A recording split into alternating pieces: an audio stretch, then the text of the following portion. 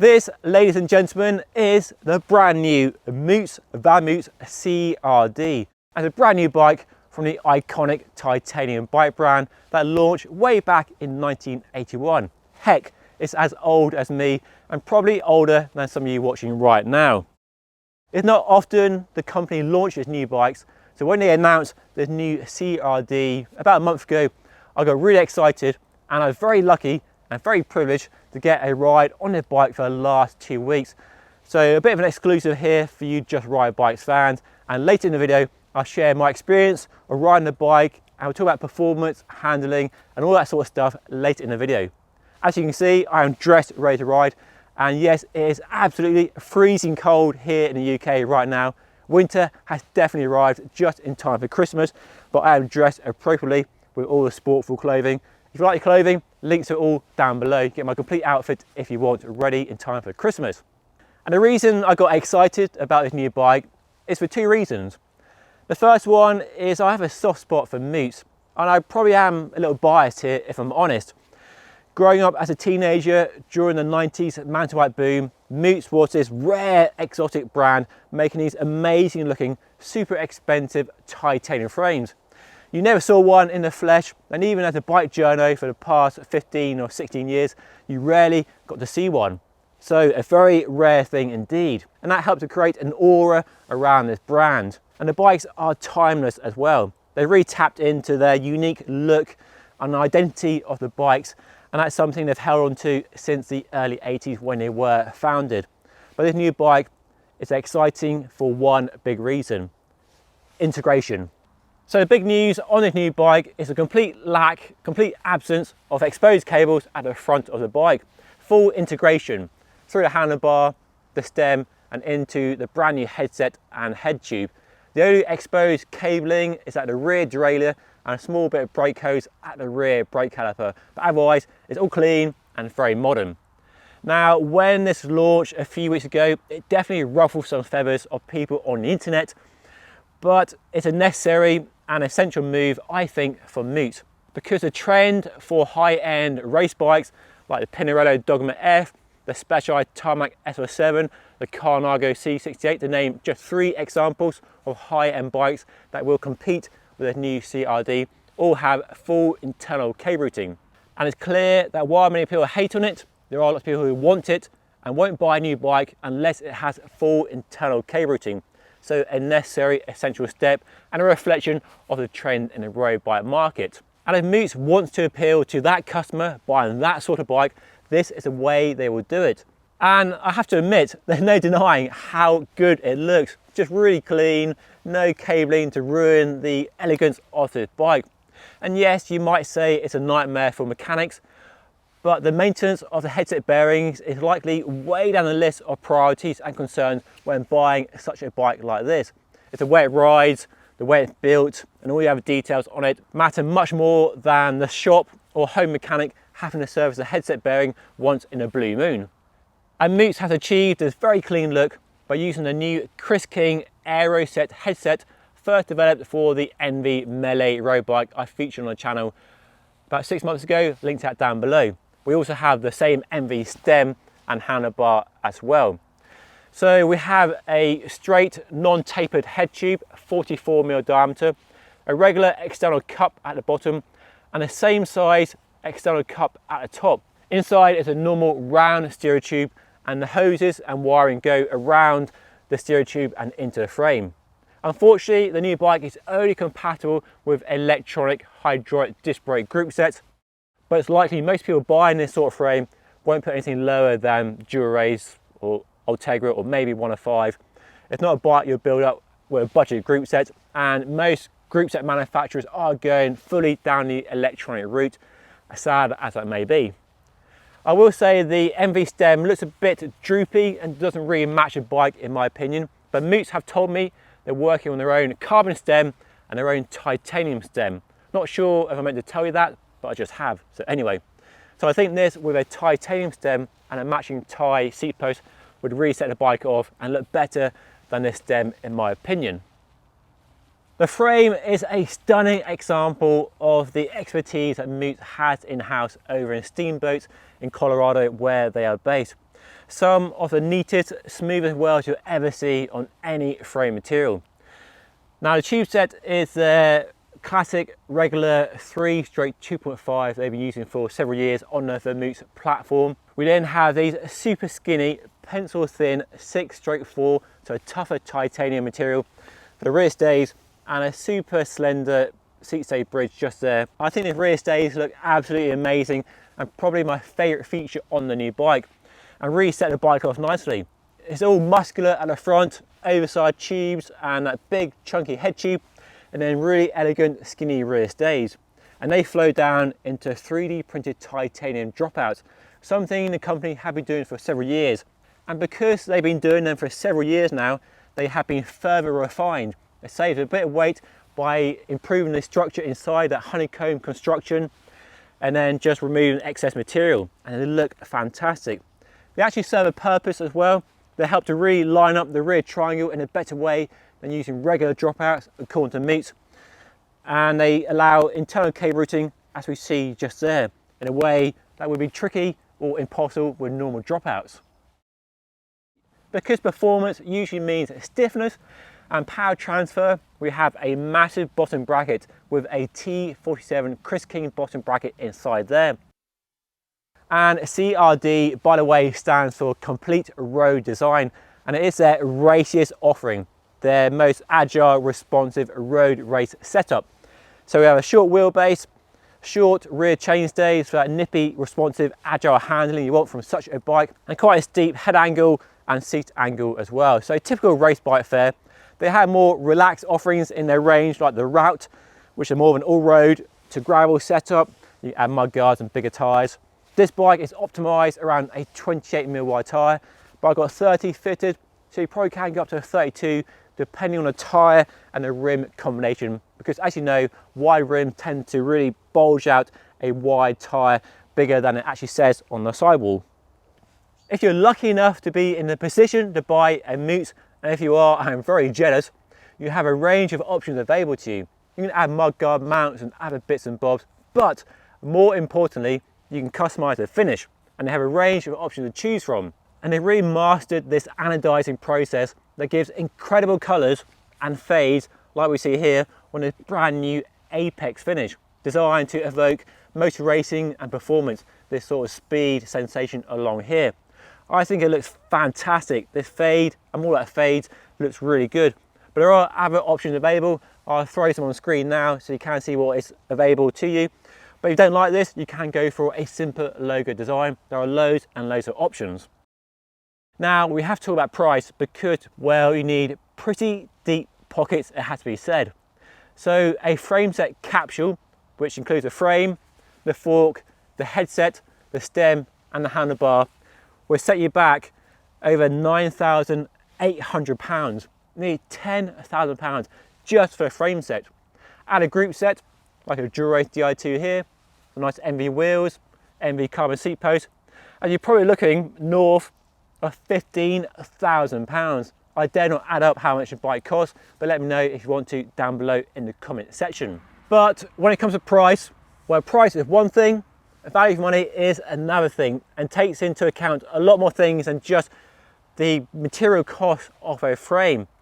For Moots, it's the history, the heritage, the expertise, the workmanship, the stunning build quality, and other factors that are a bit more tricky to put your finger on. If you want a cheaper option, there are plenty of cheaper options available. If you want a Moots, well, it's going to cost you pretty big money indeed. Anyway, putting price to one side, if we can for a moment, I think it's time to find out how it performs. So in a moment, you'll join me out on my favourite roads, putting this new bike through its paces. Okay, let me take you for a little ride on this brand new bike on some of my favourite local roads. And it's not amazing conditions, it's absolutely freezing cold and the roads are covered in water and mud, but the sun is out today, so good filming conditions. If you think titanium is slow and heavy, think again. I can't believe how fast this bike is. It's light, it's stiff, it's responsive. It feels just like a carbon race bike. It really does. It actually reminds me of the Colnago C68. It's so similar. I've always loved how Thai rides. It's got a lightness and a smoothness and a really delicious ride quality. Now, one of the reasons for buying a Thai bike is of course the way it looks, the durability, it being the last bike you ever buy and all that sort of stuff. There's also the ride quality and the smoothness, and in that department this bike is absolutely exceptional. The smoothness is just next level good. I took it down one of my roughest sections of the road just to see how it compared to some other bikes, and it's definitely up there with the best carbon bike in terms of that smoothness. The way it just filters out the roughness, the coarseness of the tarmac surface, and just prevents all those nasty vibrations and impacts from rippling through your body and leading to a uncomfortable and jarring ride. Yes, I've got fat tyres on, but I put these wheels and tyres on my Colnago C68 to see, and riding back to back, there is very little in it. And when it comes to speed, well, of course these wheels help, but the stiffness from the frame, the geometry, gives a bike that really responds very sharply, very keenly to your desire to change direction suddenly, to throw it around a corner, to sprint up a hill.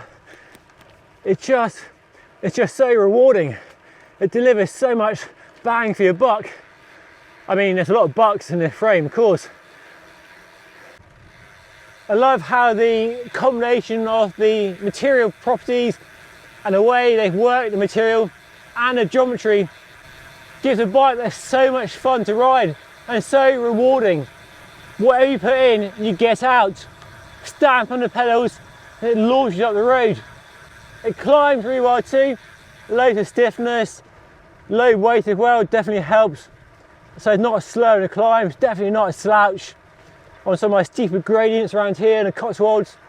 And when you're going along the flats, you can really tuck down into these MV aero handlebars, which I have to say, I really do like the shape of these handlebars, really nice shape.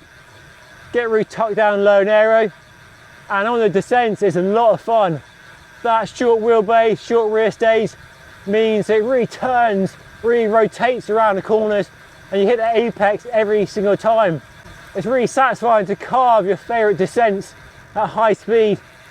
And these 30mm panel racer tyres are very predictable in the wet, very grippy as well.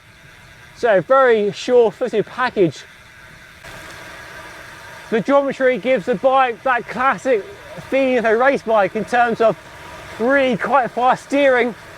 It doesn't take much input to change direction at all. And it's quite a lively bike at high speed.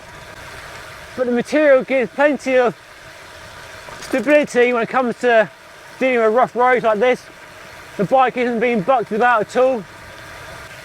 I'm so glad I'm riding fat 30mm slick tyre today. 50 psi, happy days.